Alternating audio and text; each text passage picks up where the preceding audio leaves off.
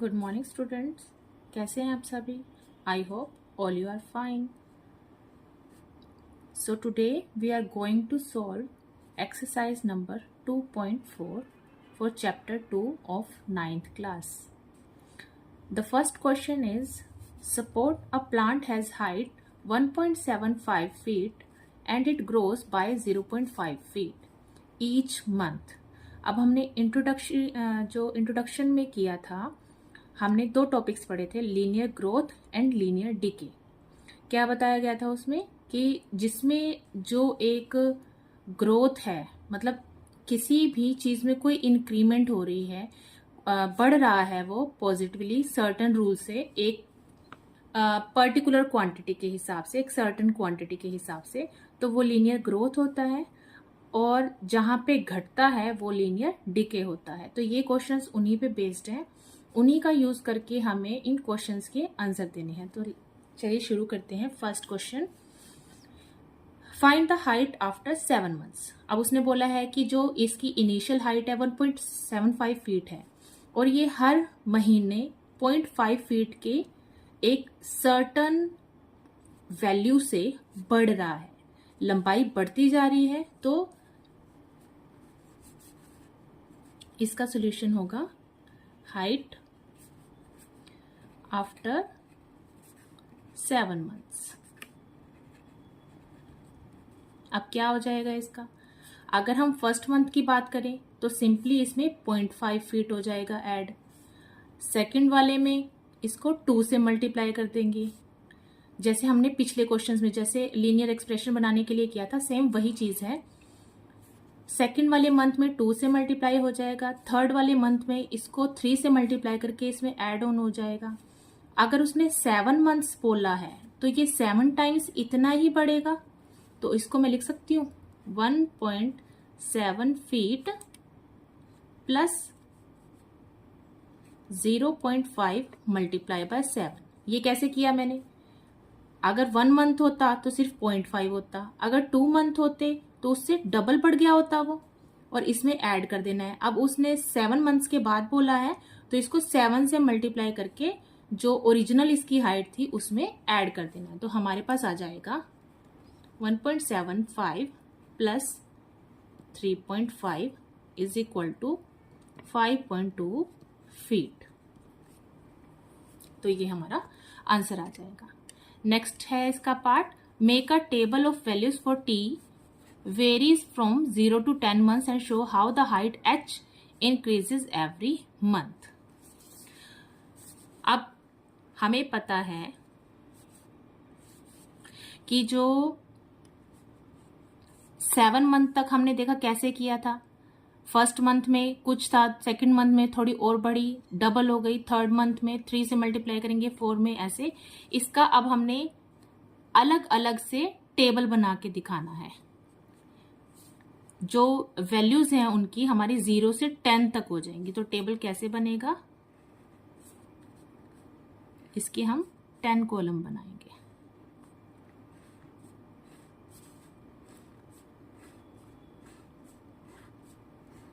अब यहां पे हम क्या लिखेंगे? मंथ्स. और यहां पे क्या लिखेंगे? हाइट.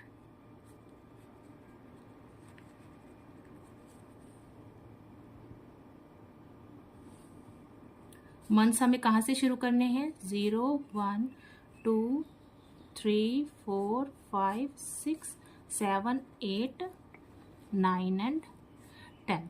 टेबल हमें सिर्फ उतना बनाना है जितना कि हमसे पूछा गया है. यहाँ पे 0 से 10 हमें दे रखा है तो हमने उसी की वैल्यूज लगानी है. फर्स्ट मंथ में तो जब 0 है टाइम, कोई टाइम नहीं बीता है, तो ओरिजिनल हाइट ही रहेगी इसकी. 1 में हो जाएगा 2.25. कैसे आया 2.25? हमने इसमें 0.5 ऐड किया. नेक्स्ट वाले में 0.5 को 2 मतलब 1 ऐड किया तो 2.75. ऐसे ही थर्ड वाले में 1.5 ऐड किया तो 3.25. ऐसे ही 3.75, 4.25, 4.75, 5.25, 5.75, 6.25 and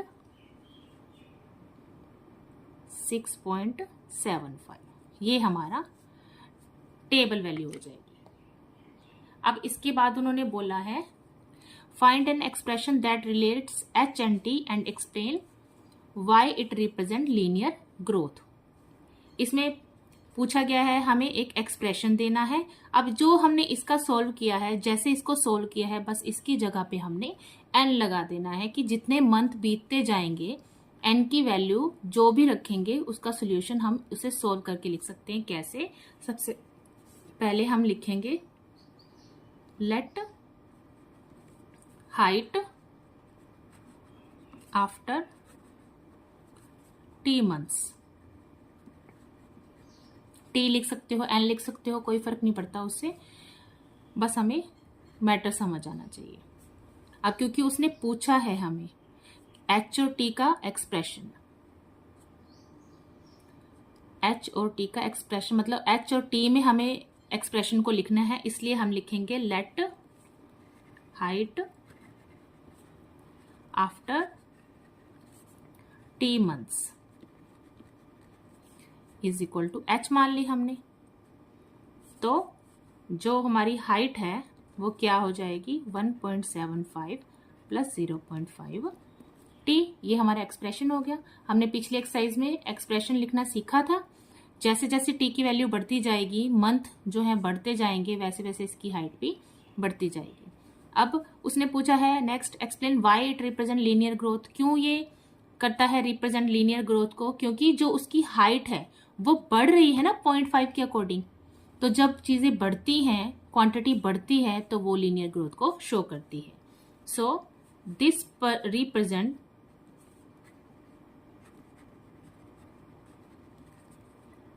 linear growth because height increases।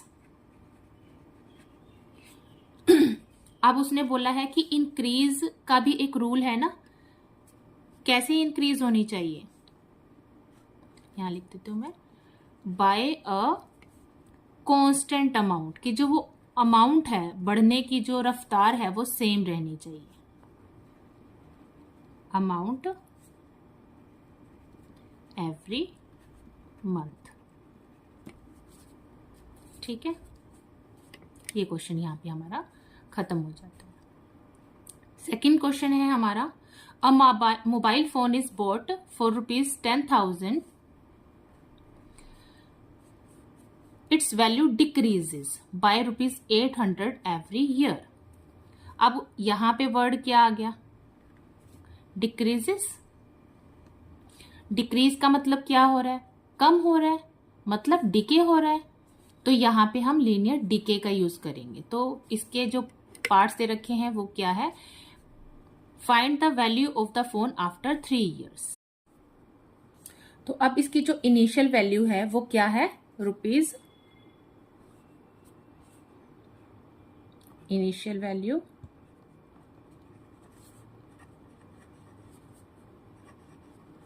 ₹10,000। Initial value हमारी 10,000 रुपीज है। हर साल उसकी वैल्यू कितनी कम हो जाती है? 800 रुपीज। तो उसने बोला है कि find the value of the phone after 3 years। तो हम लिख देंगे value of the phone after 3 years। क्या हो जाएगी ये? इनिशियल वैल्यू में से माइनस होगा इस बार, क्योंकि डिक्रीज हुआ है तो उसका रेट जो है वो कम हो रहा है। तो 3 × 800। क्यों हमने किया 800? जो फर्स्ट ईयर है वो 800 होगा, सेकेंड ईयर में 1600 होगा, थर्ड ईयर में 2400 होगा। तो ये आ जाएगा हमारे पास 10,000 minus 2400 is equal to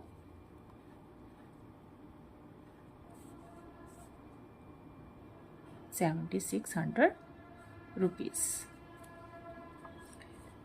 next point में वो बोल रहा है make a table of values for t varying from 0 to 8 years and show how the value of the phone we depreciate with the time. Same, अब इसमें decrease हो रहा है तो डेप्रिसिएशन का बताना है, इसको लीनियर डिके बोला गया है तो क्यों बोला गया वो रीजन बताना है। तो हम इसका टेबल बना लेंगे। अब क्योंकि 0 से टी बोला गया है तो हम 0 से 8 बोला गया है तो हम इसको लिखेंगे ईयर्स, क्योंकि ईयर्स में बात हो रही है। वैल्यू ऑफ फोन आ जाएगा या वैल्यू सीधा लिख सकते हैं। तो अब क्योंकि 8 है तो 0 1 2 3 4 5 6 7 एंड 8। तो ये कॉलम बना लेंगे हम। टेबल को बनाने का तरीका हमने पहले भी किया हुआ है, पिछली क्लासेस में भी। तो जो फर्स्ट इसकी वैल्यू है वो क्या आ जाएगी, जब 0 था इसका ईयर, मतलब उसमें कोई डेप्रिसिएशन नहीं थी, तो ओरिजिनल वैल्यू ही आएगी इसकी 10,000। उसके बाद सेकंड ईयर में 800 कम होके 920 आ जाएगी, 9200 सॉरी। फिर आएगा 8400। आपने 800 हर ईयर में डिक्रीज करते जाना है, उसके अकॉर्डिंग जो भी अमाउंट आएगा वो आपकी उस साल की वैल्यू हो जाएगी आफ्टर उतने साल। 6800, 6000, इसमें से 800 गए 5200, 4400, 3600। तो ये आपका टेबल बन जाएगा। Next same, find an expression that relates v and t and explain why it represent linear decay. तो let value of phone after t years is equal to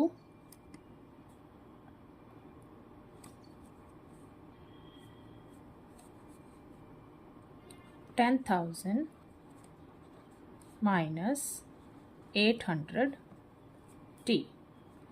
v is equal to 10,000 minus 800 t। और इसका जो reason क्या होगा कि इसे linear decay क्यों बोला जा रहा है, सेम आपने लाइन लिखनी है कि this represents linear decay because it's value decreases bye a constant amount 800 every year. I hope आप ये यहाँ पे लिख पाएंगे, उसके लिए मैंने जगह छोड़ दी। The next question is the initial population of a village is 750। Every 50 people move from a nearby city to the village.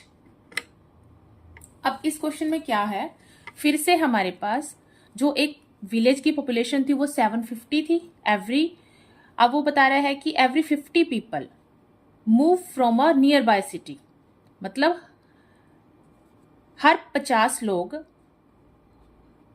City से विलेज की तरफ एड ऑन हो रहे हैं। तो ये क्या है, इंक्रीज हो रहे हैं, तो इसमें प्लस होगा और ये लीनियर ग्रोथ का है, क्योंकि विलेज में ग्रोथ हो रही है इसलिए इसको ग्रोथ के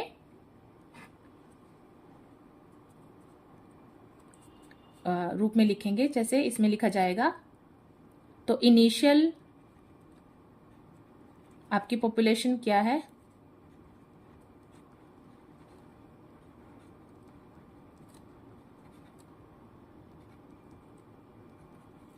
750। तो पॉपुलेशन आफ्टर 6 ईयर्स, तो क्या होगा, फर्स्ट ईयर में 50 हो रहे हैं, सेकंड ईयर में 100 हो जाएंगे, थर्ड ईयर में ऐसे ही 150 हो जाएंगे, और आफ्टर 6 क्या हो जाएगा, 750 plus 50 multiply by 6, 750 plus 300 is equal to